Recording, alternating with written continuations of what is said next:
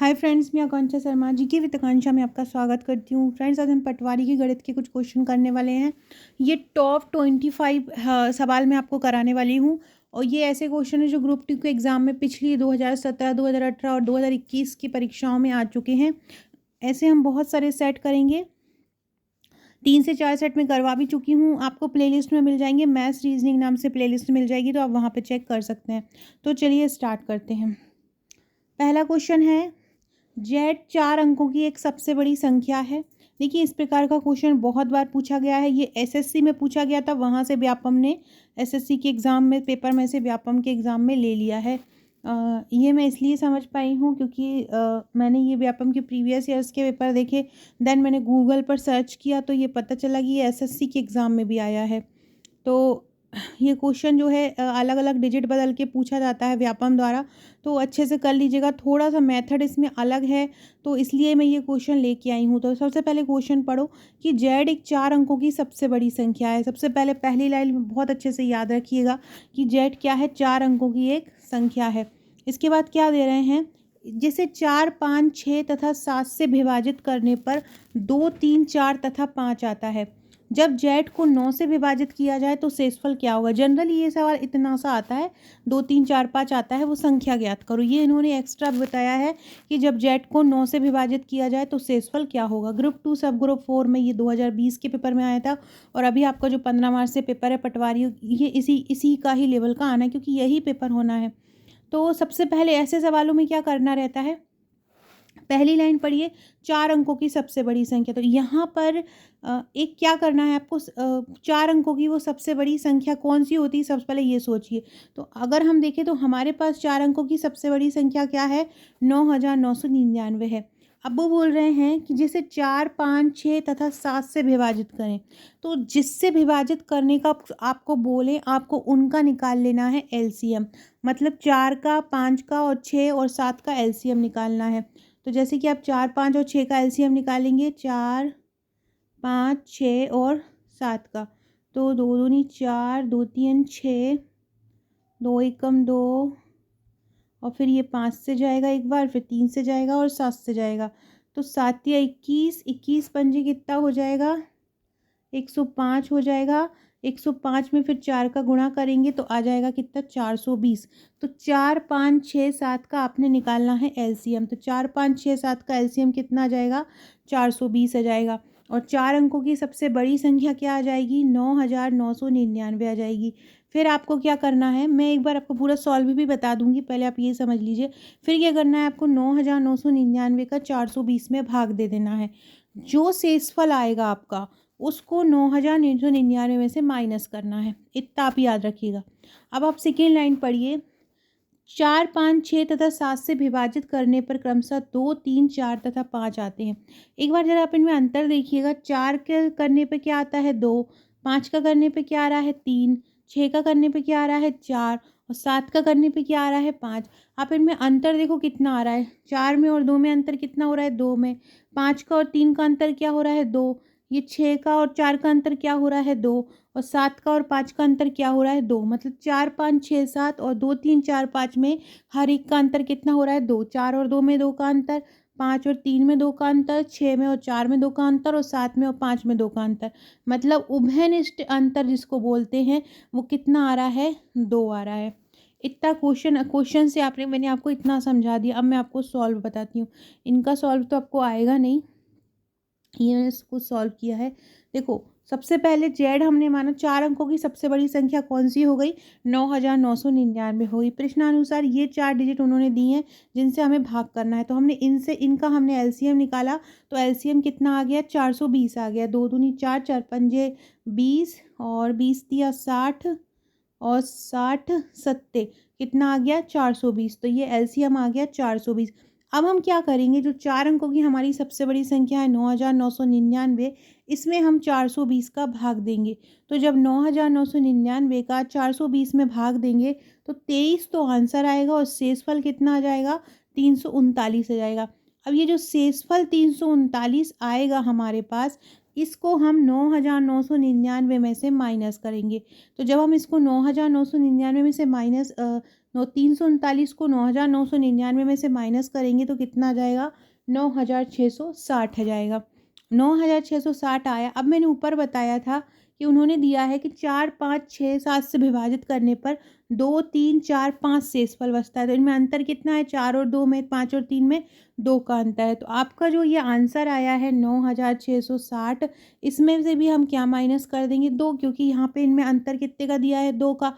तो जब इसको माइनस करेंगे तो कितना आ जाएगा, 9,658 आ जाएगा। अब वो बोल रहे हैं आपसे कि जब जेड को हम 9 से विभाजित करें, जेड हमारा 9,658 आ गया, तो 9,658 को हम काय से विभाजित कर देंगे, 9 से विभाजित कर देंगे। तो 9,658 को जब हम 9 से विभाजित करेंगे तो आंसर हमारा क्या आ जाएगा, 1 आ जाएगा, 1 शेषफल आ जाएगा। तो इस प्रकार से आपको आंसर को करना है।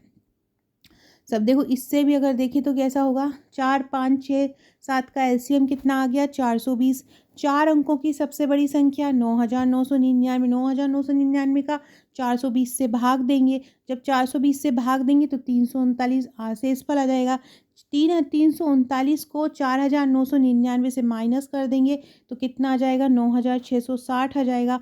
9,660 में से फिर 2 माइनस करेंगे। 2 माइनस क्यों करेंगे, क्योंकि यहाँ पर भी विभाजित करना और शेषफल का अंतर कितना आ रहा है, इनका भी 2 आ रहा है। तो हम 2 से माइनस कर देंगे। जो आंसर आएगा उसको वो क्या बोल रहे हैं, जब जेड को 9 से विभाजित किया जाए तो उसको 9 से विभाजित करके जो भी शेषफल रहेगा वो आपका आंसर हो जाएगा। इस प्रकार से आप इस क्वेश्चन को सॉल्व कर सकते हैं। 1 से 2 बार खुद सॉल्व करके देखिएगा। जब भी ऐसा है कि 4 अंकों की, यहाँ पे अगर 3 अंकों की बड़ी संख्या दी होती तो 999 लिखते। इस प्रकार से आप इस क्वेश्चन को सॉल्व कर सकते हैं। अगला क्वेश्चन है, ये भी ग्रुप 2 के एग्जाम में ही आया था। क्वेश्चन है, निम्नलिखित प्रश्न में प्रश्नवाचक चिन्ह के स्थान पर क्या आएगा। देखो कि 38 का स्क्वायर दिख रहे हैं।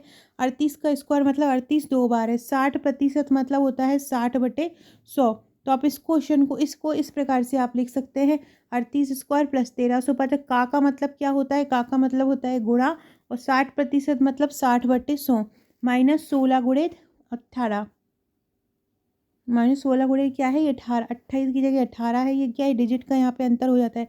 वापस इसको सॉल्व कर लेंगे। 38 का 2 बार गुणा करेंगे तो 1444 आ जाएगा। 1350 में 60 का गुणा करके 100 का भाग दे देंगे।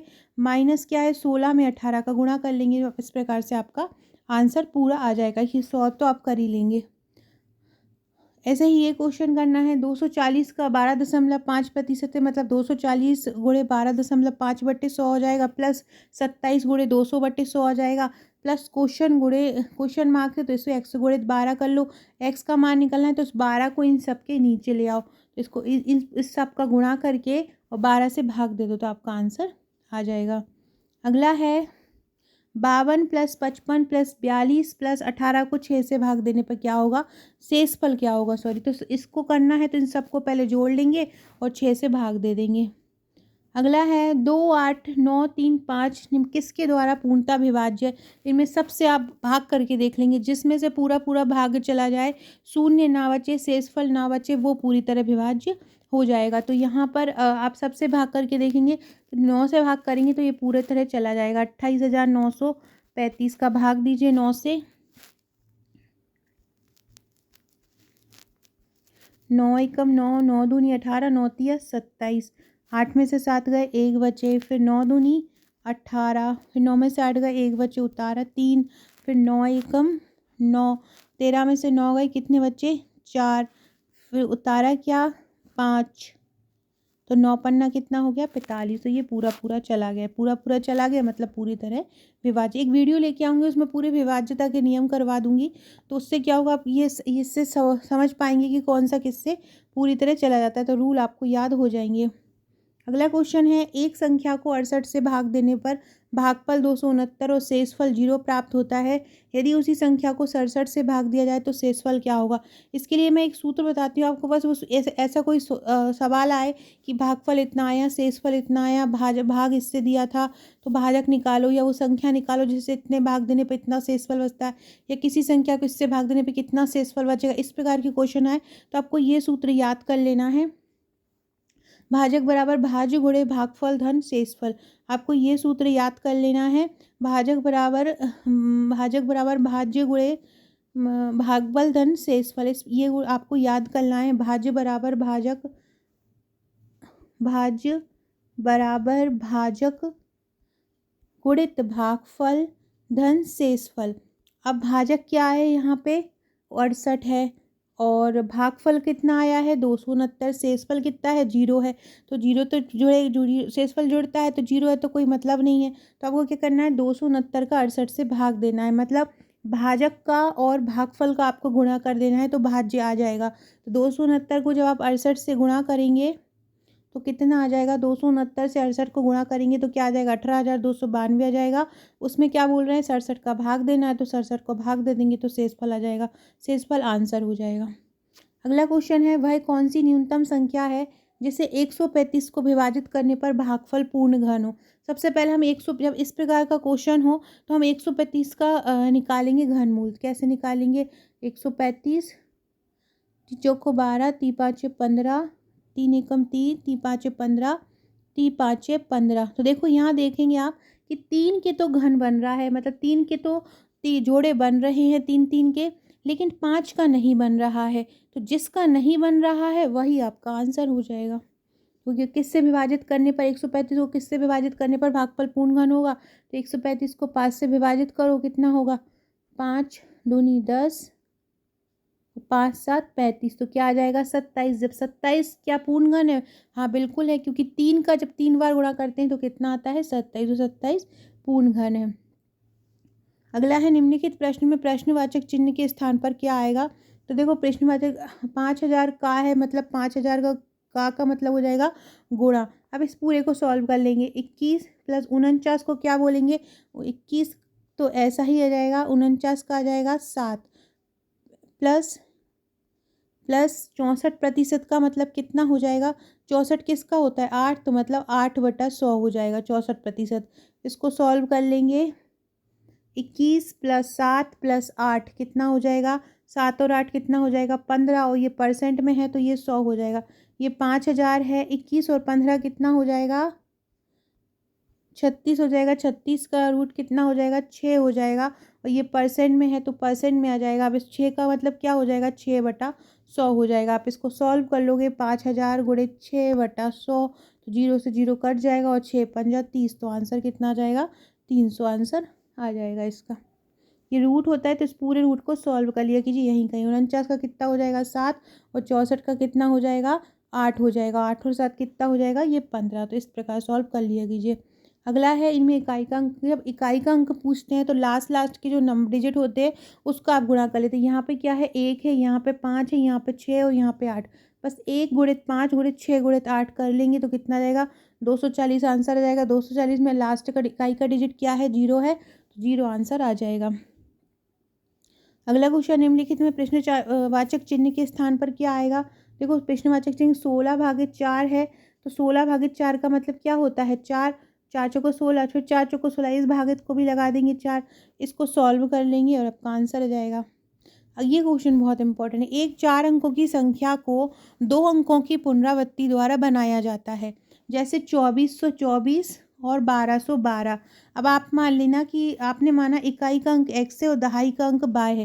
देखो जब भी आपके पास दो आपने क्वेश्चन पढ़े होंगे 2 डिजिट की संख्या है, तो आप जब इकाई का अंक को दहाई का अंक बनाते हो तो आप ऐसे लिखते हो, या तो लिख लेते हो x + 10y, या लिख लेते हो y + 10x, या लिख लेते हो 10y + x। यहाँ पे x इकाई हो जाता है और y दहाई हो जाता है। क्योंकि यहाँ पे 4 डिजिट है तो अगर आप इसका स्थानीय मान निकालेंगे 2424 का, तो कैसे निकालेंगे 2 का क्या आ जाएगा 2000 आ जाएगा, 4 का क्या आ जाएगा 400 आ जाएगा, 2 4 का क्या आ जाएगा 20 आ जाएगा, और फिर 4 का 4। इस प्रकार से आप स्थानीय मान निकालते हैं। अब यहाँ पे अगर हमको एक्स वाई की डिजिट में निकालना हो तो 4 अंकों की संख्या का कैसे निकालेंगे। जैसे कि इकाई ये हो गया, इकाई ये, अब 4 जीरो है तो पहले, फिर अगले में क्या आ जाता है 3 आ जाता है, फिर अगले में 2 आ जाएगा, फिर अगले में 1 आ जाएगा। तो क्योंकि हम एक इकाई और एक ही दहाई आ रहा है वही रिपीट हो रही है, इसलिए हम एक्स वाई बार बार लेते हैं। देखिए एक बार क्वेश्चन बता देती हूँ मैं, ये बाद में देखते हैं। देखो माना इकाई का अंक एक्स है और दहाई का अंक y है। क्योंकि 4 अंकों की संख्या है इसलिए हमने माना 1000 y 100x प्लस 10y और प्लस x। ये आया है आपको समझ में कैसा है? क्योंकि 4 अंकों की कोई संख्या है तो पहली संख्या के बाद कोई संख्या नहीं है तो सिंगल आ जाएगा। इसी को हमने x माना है और इसको हमने माना है y, फिर इसको माना है x और फिर इसको माना है y। तो इसके बाद कोई संख्या नहीं है तो x आ गया, y के बाद एक संख्या है इसलिए यहाँ पे 10y आ गया। इस x के बाद कितनी संख्या है? 1 2 संख्या है तो 100 आ गया। इस 1 के बाद कितनी संख्या है? 1 2 3 तो इसलिए 3 आ गया। अब हम इसको जोड़ेंगे 1000y और 10y को जब जोड़ेंगे तो 1010y आ जाएगा और 100x और x को जोड़ेंगे तो 101x आ जाएगा। इन दोनों में से हम 101 कॉमन ले लेंगे तो कितना जाएगा? 10y धन x। तो यही 101 आपका क्या हो जाएगा? आंसर हो जाएगा। इस प्रकार इन क्वेश्चन को सॉल्व कर पाएंगे। फ्रेंड्स, अगर आप पटवारी की तैयारी कर रहे हैं तो आप हमारी ये पटवारी के नोट्स ले सकते हैं। बहुत ही सरल टू द पॉइंट सिलेबस के अकॉर्डिंग ये नोट्स तैयार किए गए हैं। 10 बुकलेट इसमें आपको मिलेंगी जो आपके घर पे पहुंचेंगी। भारत में कहीं भी रहते हो 5 से 6 वर्किंग डेज में आपके पास पहुंच जाएंगी। इसके अलावा अगर आप मध्य प्रदेश की करंट की तैयारी कर रहे हैं तो आप हमारी 49 रुपये में मध्य प्रदेश करंट की ई बुक खरीद सकते हैं। ये 1 लाइनर हैंड रिटन तैयार की गई है। और अगर आप राष्ट्रीय और अंतर्राष्ट्रीय करंट अफेयर्स लेना चाहते हैं तो 99 रुपये में MCQ की ये ले सकते हैं। ये वस्तुनिष्ठ प्रश्नों का करंट अफेयर है। 99 रुपये का ये करंट अफेयर्स है। इसमें पूरा करंट अफेयर वस्तुनिष्ठ फॉर्म में कवर किया है, मतलब आपको 1400 प्लस MCQ इसमें कवर किए हैं। अगला क्वेश्चन है 50 और 250 के बीच कितने गुणज होते हैं? देखो, ऐसे वाले क्वेश्चन को आपको कैसे सॉल्व करना है। आपने पहले आपने छोटे में होंगे जब 10वीं 12वीं में पढ़ते रहे होंगे तब आपने एक फॉर्मूला पढ़ा होगा समानांतर गुणज निकालने के लिए। ये फॉर्मूला है a + n - 1d। ये फॉर्मूला आपको याद रखना है गुणज निकालने के लिए। जहाँ a क्या होता है, जो फर्स्ट नंबर होता है वो a होता है। d जितने भी नंबर लिखे होते हैं d उनका अंतर होता है। n होता है जितनी भी संख्या दी होती हैं। तो देखो, ये एक फॉर्मूला होता है a + n - d। और जितने लास्ट का जो नंबर होता है वो होता है, लास्ट का जो नंबर होता है वो टोटल होता है, मतलब बराबर में टोटल आता है। लास्ट का जो नंबर होता है वो हमेशा निकालने के लिए दिया रहता है, लेकिन यहाँ पे पहले से ही दिया है। और इनके बीच कितनी संख्याएं होंगी वो होता है n। कितनी संख्याएं बीच की होंगी, तो लास्ट वाला हमेशा बराबर में आता है, शुरू वाला ए में आता है। 50 और 2 50 4 के कितने गुणज है, तो अंतर इन्होंने कितना दिया है आपको? अंतर इन्होंने आपको दिया है d, मतलब 4 दिया है। बस आप इस सूत्र लिखेंगे और सूत्र में वैल्यू पुट कर देंगे। a का 50 आ जाएगा, d का 4 आ जाएगा और 250 का 250, इस पूरे को सॉल्व कर देंगे। तो क्वेश्चन पढ़िए ध्यान से, क्या बोल रहे हैं? 50 और 250 के बीच 4 के कितने गुणज होंगे? जब इस प्रकार का क्वेश्चन आए तो आपको ये वाला फॉर्मूला लगा देना है a + n - d बराबर जितनी संख्याएं हैं, टोटल कितनी दो दी हैं? 250, मतलब जो लास्ट वाली डिजिट होती है वो बराबर में आ जाती है। इस प्रकार आप इसको सॉल्व कर लेंगे। डी इनके बीच का अंतर होता है, ए पहली संख्या रहती है और एन जितने भी गुणज बने रहेंगे, जितने भी पूछा जाता है टोटल जितनी भी संख्याएं हैं, पहला और लास्ट नहीं, बीच की जो जितनी टोटल संख्याएं हैं वो एन आ जाता है। इस प्रकार इसको आप सॉल्व कर सकते हैं। अगला क्वेश्चन है, एक कक्षा परीक्षा में गणित और अंग्रेजी में आए गगन के अंकों का योग 45 है। तो एक कक्षा में गणित और अंग्रेजी के अंकों का योग कितना है? 45 है। आपने माना कि गणित के अंकों का योग x है और अंग्रेजी के अंकों का योग कितना है? 22 है। तो टोटल कितना हो गया दोनों का हो गया टोटल 45। आपको बोल रहे हैं गणित में उसके अंक अंग्रेजी में आए अंक से अधिक थे। यदि वह गणित में 1 अंक अधिक प्राप्त करता है और अंग्रेजी में 1 अंक कम प्राप्त करता है तो अंकों का गुणनफल 501 होगा। मतलब वो क्या बोल रहे हैं, यदि वो गणित में 1 अंक अधिक प्राप्त करता है और उसमें 1 अंक अंग्रेजी में कम प्राप्त करता है तो गुणनफल कितना हो जाता है? 500। तो आपको गगन द्वारा गणित में प्राप्त मूलांक निकालना है। देखो इसको सॉल्व कैसे करेंगे। पहले क्या दे रहे हैं कि अंग्रेजी और गणित का दोनों का योग कितना आ रहा है? 45। तो आपने इसको एक समीकरण 1 मान लिया। दूसरे में वो क्या कह रहे हैं कि जो गणित है उसमें अंग्रेजी से कितने अंक एक ज़्यादा मिले हैं, और उसमें अंग्रेजी से 1 अंक ज़्यादा मिले हैं, और जो अंग्रेजी है उसमें 1 अंक कम मिले हैं। तो इस प्रकार से आपने ये सूत्र, और बता रहे हैं इन दोनों का जब गुणा किया तो कितना आ गया? 500। ये उन्होंने क्वेश्चन में दिया है। बस आप इनका गुणा कर लेना, x धन 1 और y - 1 का बराबर 500 से गुणा करके आपको एक समीकरण मिल जाएगा। समीकरण को आप गुणनखंड विधि द्वारा हल कर लेना। तो इस प्रकार से आप इसको हल कर पाएंगे। अगर ये नहीं हो, आपसे गुणनखंड विधि नहीं आती हो, तो आप मुझे व्हाट्सअप कर दी। गुणनखंड विधि वो जो फैक्टराइजेशन करते हैं, लास्ट वाला डिजिट का फैक्टर निकालते हैं, उसको गुणा या गुणा करने पर जो भी डिजिट आए उसको जोड़ने या घटाने पर दो संख्याओं को ये बीच वाला नंबर आना चाहिए। जैसे ये 24 और 19 है, तो 24 और 19 को अगर हम गुणा करेंगे तो 456 आएगा, और वही अगर हम इनको जोड़ेंगे या घटाएंगे तो 43 आएगा। इनको जोड़ने पे कितना आ रहा है, 43, तो आपका 24 और 19 डिजिट हो जाएगी। अगला बोल रहे हैं x अनुपात y बराबर 2:1, तो एक्स स्क्वायर वाई अनुपात y x square plus y square क्या होगा। तो x अनुपात y बराबर 2:1 बोल रहे हैं। x अनुपात y बराबर क्या बोल रहे हैं, 2:1, मतलब x की वैल्यू कितनी आएगी 2 और y की वैल्यू कितनी आएगी 1। तो आपको क्या करना है, इस x की जगह क्या रख देना है, 2 रख देना है, और इस y की जगह क्या रख देना है 1। ऐसे ही इस x की जगह क्या रख देना है 2 और y की जगह क्या रख देना है x। जब आप इसको सॉल्व कर लोगे तो x की जगह आप 2 रखोगे तो 2 दूनी 4, y का रखोगे तो 1, इधर पे भी 2 दूनी 4, इन दोनों का अनुपात निकालोगे तो 3:5 आ जाएगा। अगला क्वेश्चन है, सबसे बड़ी संख्या ज्ञात कीजिए जो 3533 और 3421 को विभाजित करेगी और शेषफल के रूप में इसमें क्या बचेगा 5। ऐसे क्वेश्चन में क्या करना है, जो शेषफल बचेगा उसको पहले माइनस कर लेते हैं। 3533 में से 5 माइनस कर लिया और 3421 में से 5 माइनस कर लिया, तो कितना आ गया, इसमें से इसको 5 आ गया।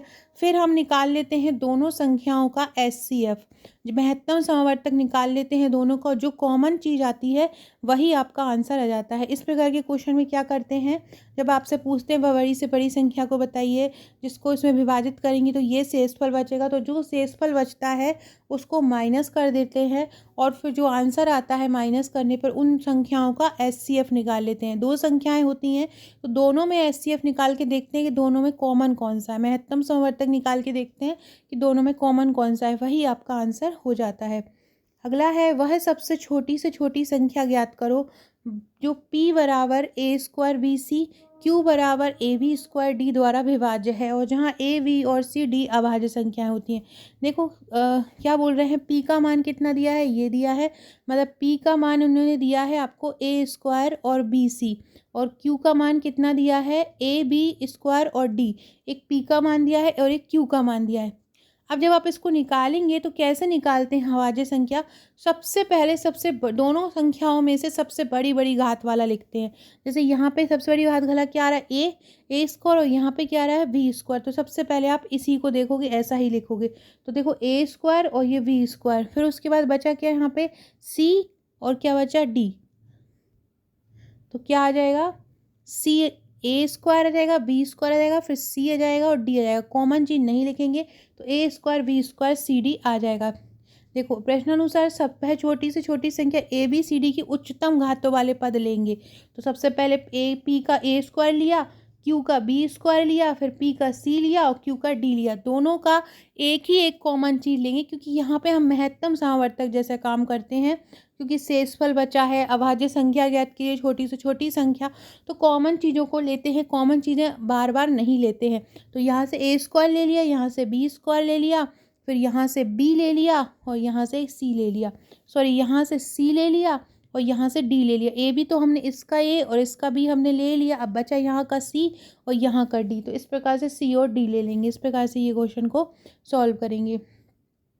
अगला क्वेश्चन है, निम्न में से कौन सी परिमेय संख्या है। परिमेय संख्या वो होती है जो बटे में होती है। पाई का मान 22/7, ये भी बटे में, ये भी परिमेय नहीं, ये भी परिमेय नहीं। √4/2 देखो आप क्या है, क्या √4 का जब हम अंडर रूट को वर्ग निकालेंगे, वर्गमूल, तो कितना जाएगा 2, 2 और 2 कितना हो जाता है 4, तो 4/1 एक परिमेय संख्या है। कोई भी 2 डिजिट नॉर्मल लिखी हो तो परिमेय संख्याएं होती है, तो इसका आंसर क्या हो जाएगा 4। √4/2 इसका आंसर हो जाएगा कि √4 को भी हम 2 लिख सकते हैं और 2 2 4 हो जाएगा।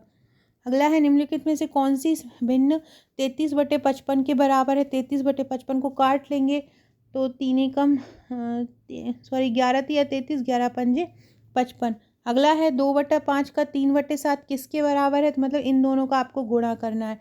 गुणा करेंगे तो 2 3 6 और 5/7 का आ रहा है बीच में, इसका मतलब गुणा करना है। 360 को प्राप्त करने के लिए आप किस अभाज्य संख्या को गुणा करेंगे। जब इस प्रकार का क्वेश्चन आता है तो आपको क्या करना है, 360 का एलसीएम निकाल लेना है। 360 का जब आप एलसीएम निकालेंगे तो कौन कौन सी संख्या आपकी एलसीएम में आती हैं, जो संख्या आपकी एलसीएम में आ रही हैं वही संख्याओं को आपको लिखना है। जैसे आपने देखो इसमें कितनी, देखो 360 का लिया तो यहाँ पे 2 आ रहा है, दो दो, एक तो आ रहा है आपका 2, एक आ रहा है आपका 5 और एक आ रहा है आपका 3। तो इन गुणा करने पे जितनी संख्या आती है वही आपका आंसर हो जाता है। तो क्या बोल रहे हैं, 360 प्राप्त करने के लिए आप किस अभाज्य संख्या को गुणा करोगे, तो 2, 3, 5 को गुणा करोगे। फ्रेंड, डिस्क्रिप्शन बॉक्स में आपको मेरे व्हाट्सअप, टेलीग्राम, फेसबुक, ट्विटर की लिंक मिल जाएगी, ज्वाइन जरूर कर लीजिएगा अगर अभी तक नहीं किया है। और अगर आपने अभी तक मेरा व्हाट्सअप ग्रुप नहीं ज्वाइन किया है, मुझे व्हाट्सअप पर अपना नंबर सेव नहीं कराया है, तो व्हाट्सअप पर अपना नंबर सेव करा दीजिए महत्वपूर्ण अपडेट प्राप्त करने के लिए, महत्वपूर्ण जानकारी के लिए। और अगर आपने अभी तक मेरी इंस्टा आईडी ज्वाइन नहीं की है तो आकांक्षा 1957 को ज्वाइन कर लीजिएगा, वहाँ भी आपको महत्वपूर्ण अपडेट मिलता रहेगा। एग्ज़ाम बाद बहुत अच्छे अच्छे मोटिवेशनल थॉट मैं आपको वहाँ पे कराऊंगी। अगला है दशमलव रूप में लिखे गए 1% का आधा। देखो 1% का मतलब होता है 1/7 और इसका आधा का मतलब होता है 1/2। तो मतलब 1/200 को आपको सॉल्व करना है। इसको आप हल कर लोगे तो हल आपका आ जाएगा, एक सेकेंड,